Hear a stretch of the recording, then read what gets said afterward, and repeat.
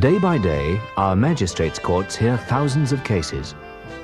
In the name of the Queen, we meet together to seek justice.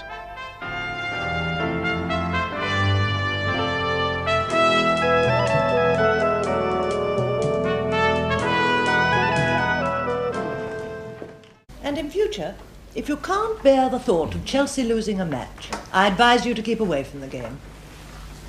You will pay the £14 which it costs to replace the shop window you broke, and you will be fined £20, plus costs. The witnesses' costs are £3.40, Your Worship. Very well, £3.40 costs.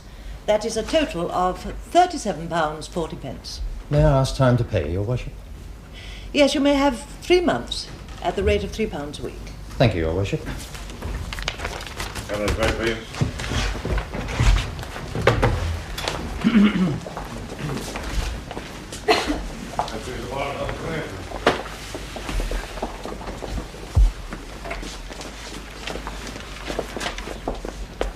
Number 17, Your Worship.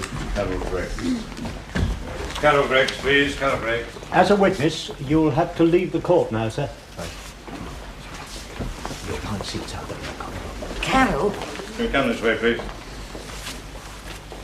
This way, madam, please.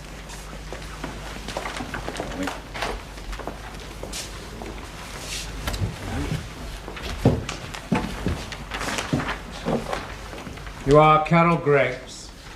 Yes. There are 2 matters.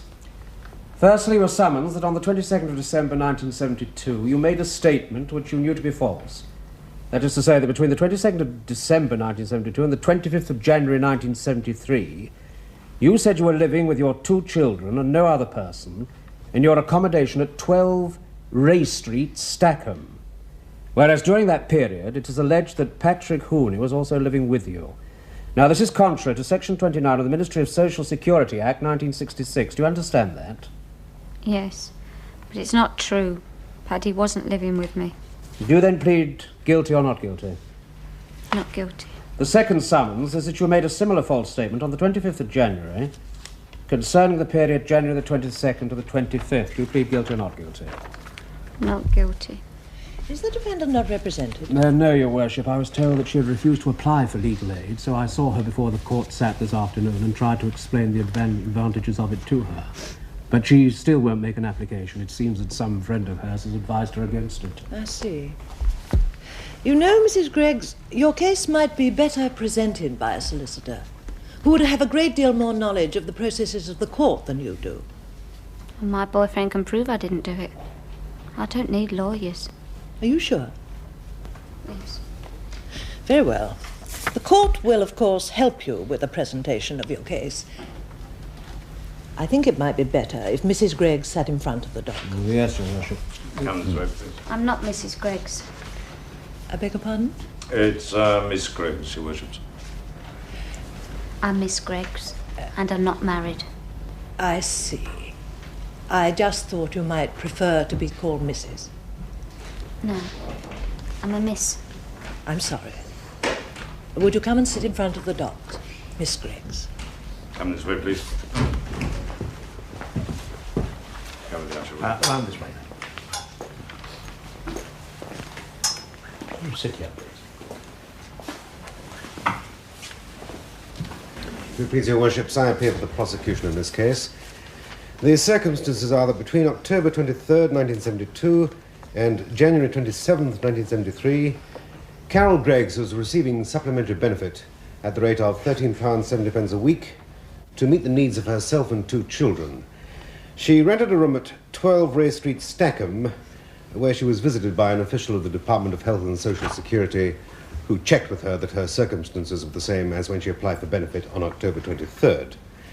She confirmed to the official that her household consisted only of herself and 2 children. She made a declaration that the facts she had given were correct. She already had an order book, and each week when she cashed an order, she had to certify on it that she was entitled to the money payable. You will also hear evidence, Your Worships, from the landlord of 12 Ray Street to the effect that the defendant was living with Mr. Hooney. As far as the second summons is concerned, you will hear that between January 22nd to the 25th of this year, another official of the department, a special investigator, kept observation on 12 Ray Street and saw a man whom he subsequently came to know as Patrick Hooney enter the house each evening and leave it again the following morning. On January the 25th, the investigator followed Mr. Hooney to his place of work and interviewed him. The investigator then interviewed Miss Greggs at her home. He showed her claim forms for supplementary benefit, and she admitted that the claims were hers, signed by her. When questioned, she denied living with Mr. Hooney and signed a written statement that she was living only with her 2 children. As the investigator was satisfied that Mr. Hooney was in residence, he asked her to produce her order book and took it away. That is the case of the prosecution, Your Worships. I call my first witness Joseph Partridge. Joseph Partridge. Mr. Partridge, please. Mr. Joseph Partridge. We'll just go through with the usher. Will you please suspect? Will you give your evidence, please? From the afternoon of January the 22nd until the morning of January the 25th last, I was employed in keeping observation on the premises at number 12 Ray Street, Steckham. On Monday the 22nd of January at 6:05 p.m, a man whom I later came to know as Patrick Hooney let himself into the house, leaving at 6:55 the following morning. That evening, Tuesday the 23rd of January, he let himself into the house at 6:40 p.m, and at 8:30 p.m. he left again with the defendant. They returned at 10:53 that evening. He left at 7:08 the following morning, Wednesday the 24th of January, returning that evening at 6:13. On Thursday the 25th of January, he left the premises at 6:52 a.m, and I then followed him to his place of work, where I interviewed him.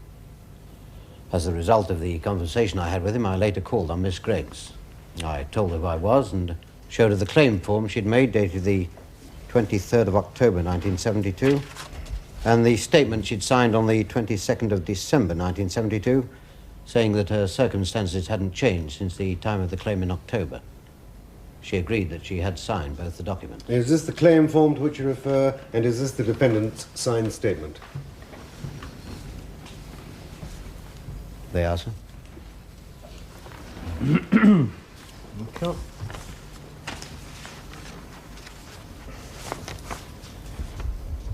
Show them to the defendant, please. Yes, of course. Please continue, Mr. Partridge. Well, I told the defendant that between the afternoon of 22nd of January and the morning of the 25th of January, observations had been kept outside her address, and that following an interview I'd had with the landlord of the premises, and also the one I'd had with Mr. Hooney, who admitted staying there the previous night, I had reason to believe that he'd been living with her for some time. Well, I told her she'd be reported and might be prosecuted. I then cautioned her, and she agreed to dictate a statement. Is this the statement?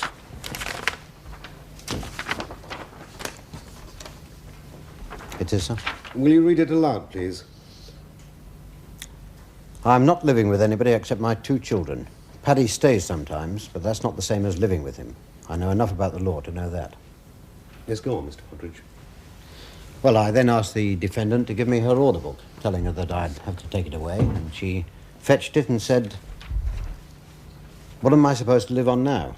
You lot are enough to drive women into living with men." I advised her that a decision regarding the allowance book would be sent, and she slammed the door, Your Worships. Thank you, Mr. Partridge. Will you tell the court where you were while you were watching number 12 Ray Street? I was in my car on the opposite side of the road, about 20 yards uphill from the house. On each occasion, about 20 yards uphill from the house. Within a few yards, yes. Would you describe your car? Just a green Austin 1300.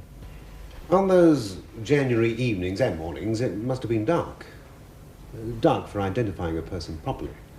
Well, the sodium lighting along Ray Street was light enough for Mr. Hooney to see to put the key in the door, and, well, it was certainly light enough for me to see him. From where you were watching, could you see both the front and the back door?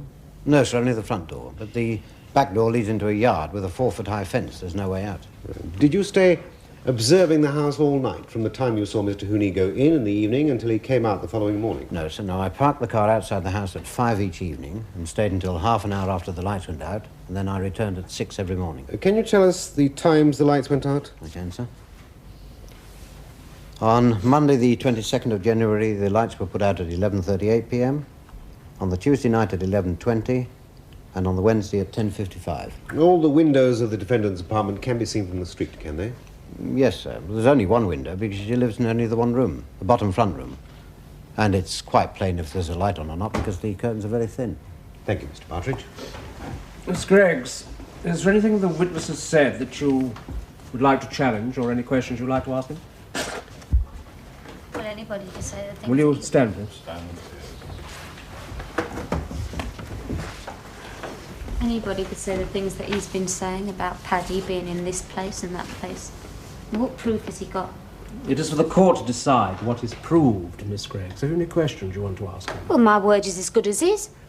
Paddy wasn't staying with me that Monday, Tuesday and Wednesday. You'll be able to give your version later on, Miss Greggs. At the moment, we're questioning Mr. Partridge.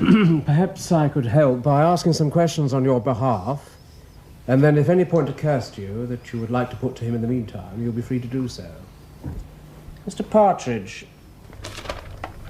isn't it possible that you could have mistaken someone else for Mr. Hooney going into the house? No, sir, no. The rain didn't set in until after Mr. Hooney went into the house.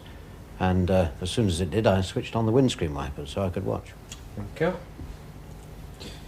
Partridge said the girl lives in only one room in the house, so Hooney could have been visiting somebody else. Oh, that's very important, thank you. Mr. Partridge, is it not possible that Mr. Hooney may have been visiting someone else in the house? No, Your Worship. No, the whole of the rest of the house, except for the toilet, is kept as a store by the landlord. It's where he keeps his stock for his hardware shop. Nobody else has a room there. I see. Thank you. Are there any questions you'd like to ask now, Miss Greggs? No. Because Mr. Hooney will show all the lies that he's been telling. Any further questions, Your Worship? No, thank you. No. Thank you, Mr... Oh, Mr. Brown. No. Thank you, Mr. Partridge. You may stand up. My next witness is William James. William James.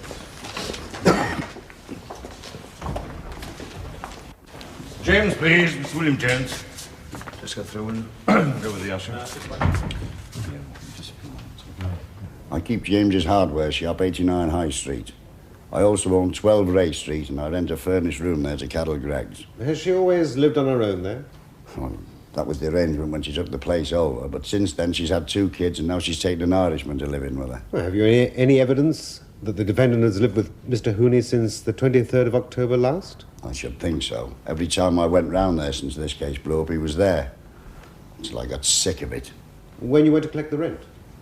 I don't collect the rent personally. I go there to collect hardware for the shop. We keep the house as a storeroom. How often would you do that? Oh, 3 or 4 times a week. Sometimes before I open the shop in the morning, sometimes after I'd finished in the evening. But he was always there. Can you give me specific dates, Mr. James? Well, I didn't take much notice of times or dates until I got really fed up with it. I went round there on December the 21st. It was before 6 in the morning. I'd gone round to get some stock for the Christmas rush.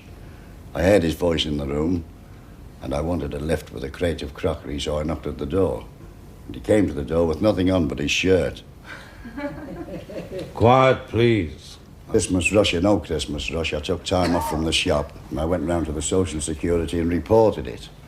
I don't think it's right that rates and taxes should be paid to keep women like this who are living with men who are getting £50 a week. Would you please confine yourself to answering my questions without personal comment, Mr. James? I'm just telling you why I kept an eye on them. He was there all over the Christmas holidays. You saw him? Yes, and there. I went round on Christmas morning. I had some fairy lights out of the shop for the children. The bulbs were a bit damaged, but they were working, so I knocked at the door, and again he came out with nothing on his private parts. That was at about 9 o'clock in the morning, and she had her night things on as well. They invited me around for a drink. That was on Christmas night, so I went. I stayed there Christmas night until 11 o'clock. When I was going home, I said to him, "Do you want a lift?" And he just laughed and said, "Where would I be going this hour of the night?" And was Miss Greggs present when this conversation occurred? Yes, she just laughed. So I left them together. That's 2 nights, the night of Christmas Eve and Christmas Day. And the 20th of December. I mean, how many dates do you want? That's 3 nights in less than a week. Can you give me any more specific dates? Dates? They were always banging at it every time I went round there. Yes, thank you, Mr. James. Do you wish to ask this witness any questions, Miss Greggs? No. Because I never denied that Paddy stayed some nights. Some nights she must be Any questions, joking. Your Worships? No, thank you. No, I don't think You may stand down. That is the case for the prosecution, Your Worships.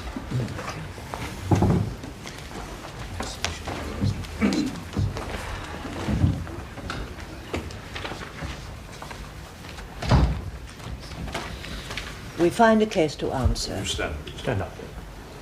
Now, Mrs. Greggs, it's your turn to tell us your side of the matter. There are two ways in which you can do this.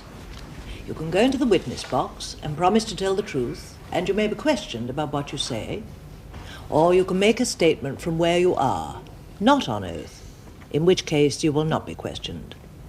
Or if you wish, you need not say anything at all. Now, which do you prefer to do?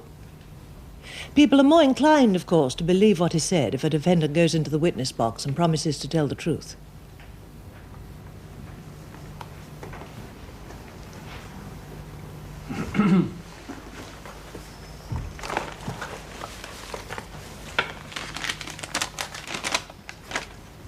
I've not been... You wish to make an unsworn statement, is that it? Yes. Very well. You please stand.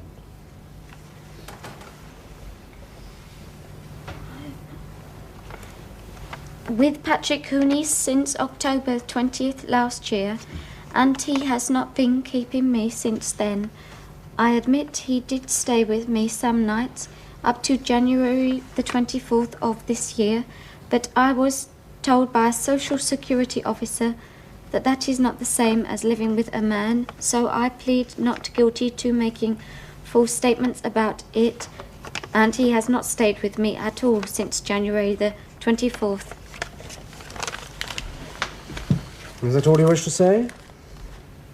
Yes. And have you any witnesses here that you wish to call? Paddy. Who? Full name, please. Patrick Christopher Hooney. Thank you. Patrick Christopher Hooney. Hooney, please. Patrick Christopher Hooney. Yes. Just go through with the answer, will you, please? You are Patrick Christopher Hooney. I am. What is your address? Mark's Construction Company, Ward Street, Stackham.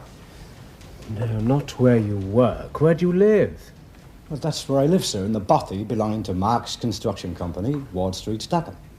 And what type of accommodation is that? Well, the bothy, sir? Yeah. Oh, it's the huts from the building side where the workmen live if they want to, you know. Do you pay a weekly sum of money for the accommodation? No, it's free. We pay for the food, though. You pay a regular weekly sum for the meals? No, we pay after the eating. For how long have you lived there? Since October the 20th last. And what is your occupation, Mr. Hooney? I'm a mechanical digger driver, sir. Thank you. Now, what can you tell us about this case? Well, it was like this, sir. I first met the young lady here last July. It was about a month after the birth of her second child, you know. And a lovely girl she was, though lonely, sir, you know. You see, I don't think that the father of the child wanted to know about her. Anyway, I was feeling a bit lonely myself. So we got to knowing each other and seeing each other. And we liked what we saw, and come September, we was getting on so well, we decided to move in together. Oh, I don't deny it, sir. I never will deny it. I moved in with Carol, and we lived together entirely. Anyway, one day, this lady came from the Social Security, and she informed Carol that if she's living with me, she'll lose her benefit. And sure enough, sir, lose it she did. That's a funny old world, sir. If a girl takes in a different man every night, the Social Security winks an eye and goes on paying her.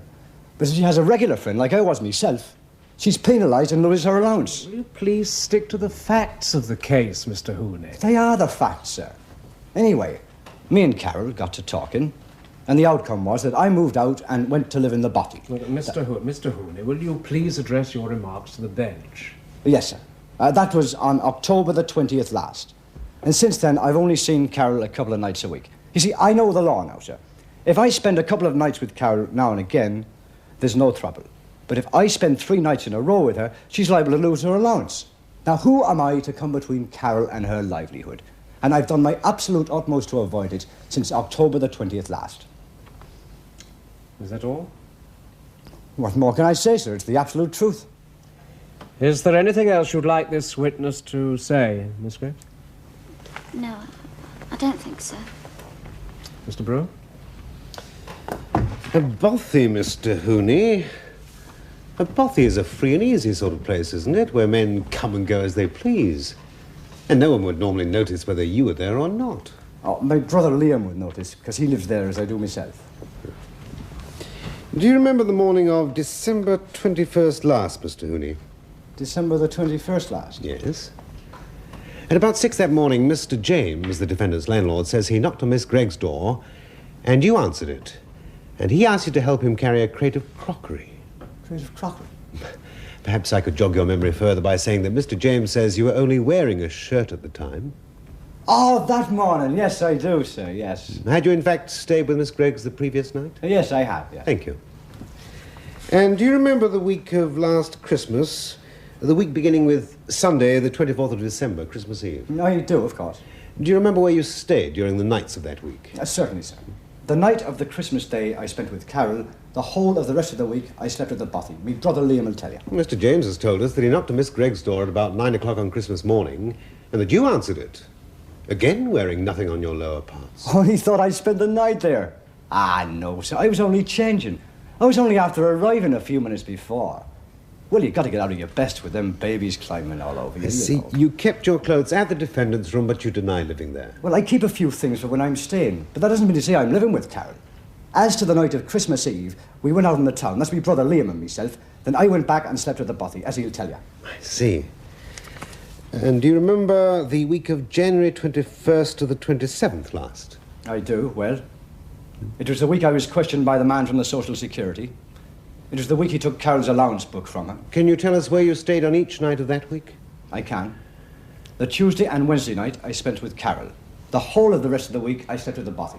But when you were interviewed by Mr. Partridge on January 25th, you only said that you had stayed with her on the night of Wednesday the 24th. Why?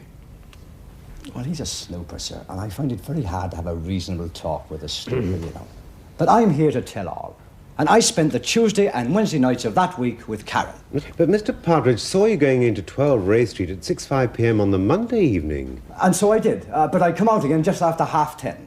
It was just after the TV news was finished. Mr. Partridge says he watched the front door of the house from the time you went in until half an hour after the lights went out at 11:38 p.m. and that he didn't see you come out again that evening. Perhaps you used the back door to go out? No, there's no way out that way as far as I know. I used the front door. Well, Mr. Partridge didn't see you. He didn't see me because he was asleep in his car. You saw him asleep in his car? I did. I didn't know it was him at the time, of course, but I knew it was one and the same man when he came asking me questions. He was sitting in this green car, and he was fast asleep. You must have an exceptional memory to recall seeing a green car with Mr. Partridge asleep in it that night. Well, as a matter of fact, sir, I was looking for someone to give me a lift. And I seen this man sitting in the car, so I went over to ask him, and he was sound asleep, so I didn't want to disturb him. It was more the pity, so it seems, the way things have turned out here. Well, why did you want a lift? Why? Well, to get back to the bothy. It's the best part of half an hour's walk. Did you eventually get a lift? No, I was unlucky. Did your brother see you when you got in? Ah, he did, he'll tell you. What were you wearing? What was I wearing? Ah, me working clothes, you know, boiler suits, gumboots, a jacket. Well, what sort of a jacket? Tweedy sort of a jacket. Were you wearing a hat? No, I don't use a hat. This is a sou'wester for the rain, you know. But not that night? No, not that night. What sort of weather was it? I don't remember. Well, you remember walking for about half an hour that night. You remember wearing a boiler suit, gumboots and a jacket. You remember seeing a green car with Mr. Partridge asleep in it, you say, but you don't remember the weather. The weather? I'm not bothered about the weather. I'm out working in all weathers. You're bothered enough to wear a sou'wester when it rains, you tell us. But you weren't wearing one that night. Was that because it wasn't raining? I'm not bothered about the weather. Extraordinary for a man with such an exceptional memory. Would it surprise you to learn that that night was a night of exceptionally heavy rain? You'd have been soaked by the time you reached the bothy. And so I was, but I stripped right off, didn't I, and got into bed, and none the worse for that. I see. You preferred walking half an hour in the pouring rain to get to your bed in the bothy that night to staying at 12 Ray Street. Yes. I see.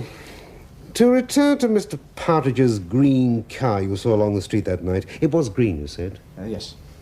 The lighting along Ray Street is sodium lighting, I believe. Yes, it is. Well, under such lighting, it's difficult, if not impossible, isn't it, to distinguish colours? A green car would look grey or black, wouldn't it?